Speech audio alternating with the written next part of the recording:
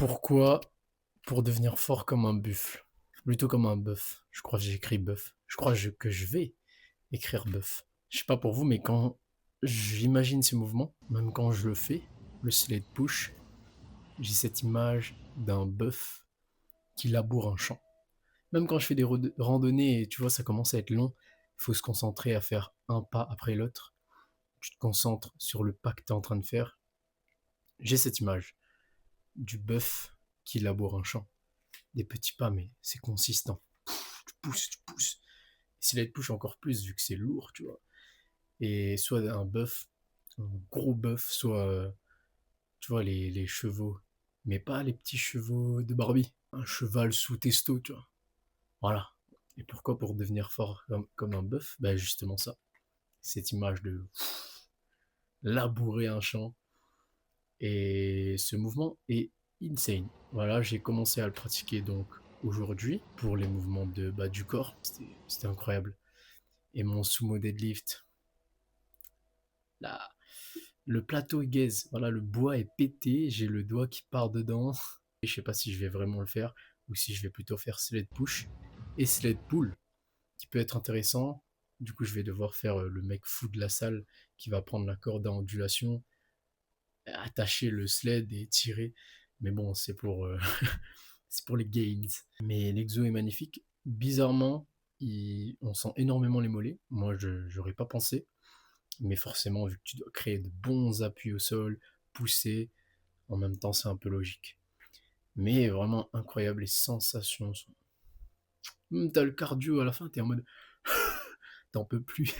Mais cet exercice est vraiment incroyable. Et là, c'est surtout pour développer cette force. Il y a des moustiques de ouf. Voilà, carrément, j'ai fait un petit truc avec des feuilles de sauge pour qu'ils se cassent. Et voilà, c'est ça, vivre dans les îles. En hiver, il fait pas si froid. Et en été, t'as la pluie de ouf. Bon, moi, j'aime bien ce temps-là. Je suis un mec en mode loup-garou Twilight. Voilà, je viens de passer pour un mec chelou, mais c'est pas grave.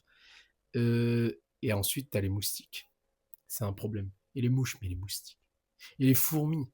Ah, ça y est, c'est trop. Non, mais la nature est belle quand même. Et pourquoi je disais ça? Je me suis perdu. À nouveau, voilà, c'est ça mon problème. Voilà. Mais c'est les push, vraiment incroyable. Et là, c'est pour travailler vraiment cette force de pousser dans les jambes. Pousser, pousser. Pour l'instant, je fais des allers-retours. Donc la distance est un peu plus longue. Tu vois, c'est pas la durée d'effort de la force. On est un peu plus dans la filière anaérobie lactique, je pense. Mais en même temps, c'est un effort alterné. Tu vois, il y a des moments où tu es un peu moins en tension, etc. Mais je pense qu'on est plus dans cette filière-là. Mais je pense, au fur et à mesure, quand je vais charger de plus en plus, peut-être un moment vraiment step up dans les charges, mais seulement faire un aller. Et là, vraiment, ce sera full intensité. Ce sera court et intense. Et voilà, pour potentiellement travailler encore plus cette force de poussée. Mais plus tard dans la programmation, parce que j'aime bien l'aller-retour pour l'instant. J'ai de bonnes sensations. Et je pense que je peux quand même bien progresser en force avec ça. Et on verra pour le sled pull. Ou alors je placerai un gros hack squat derrière. Je me fumerai les jambes. Parce que j'aime bien cet exo aussi. Juste pour s'allumer la gueule en fait. Voilà. Mais voilà, cet exo est vraiment insane, les gars. Et même t'es obligé d'être bien stable sur tes appuis, donc il travaille tes appuis, t'es là, tu pousses. Et en même temps, il sollicite tout ton corps. Parce que oui, tu pousses avec les jambes, mais tu dois stabiliser avec tes épaules. Généralement, quand tu prends un appui, quand tu places ta jambe devant avant de pousser, tu relèves un peu les bras, et ensuite tu replonges la tête, ce qui fait que ben, ça travaille un peu les bras, voilà, les épaules, trapèzes. Tu les sens à la fin de la série de toute manière, tu verras. Si tu essayes, et sled pull, pardon, c'est également intéressant parce que ben, le placement aussi, tu vas pousser dans les jambes et tirer avec le dos, etc. Ben, c'est super intéressant. Il faudrait que j'essaye pour voir si vraiment, je trouve que vraiment il y a un bon potentiel pour développer les qualités physiques que je veux travailler. Mais vraiment, c'était super intéressant le sled push. Donc potentiellement sled pull plus tard. Peut-être qu'un jour je filmerai. Voilà. Mais bon, j'aime pas trop filmer à la salle. Parce qu'il y a des gens, voilà, c'est relou. T'es là, à tout le monde, t'affiches quelqu'un qui voulait pas être affiché. Je finis en prison. Est-ce que j'ai envie de finir en prison? Non? Bah voilà. Non, mais je verrai peut-être que je peux quand même. Je passe la cam juste. De toute façon, je mettrai un extrait de mon sled push. Normalement, je l'ai mis avant. Et juste sur cette allée, il n'y a personne sur cette allée vu que je suis en train de passer avec le sled. Donc ça peut être nice à vous partager. Et voilà, que dire de plus? Sled push que je peux faire en. Comment dire? En superset avec sled pull. Tu sais, je pousse dans un sens, puis je vais à l'autre côté et je tire.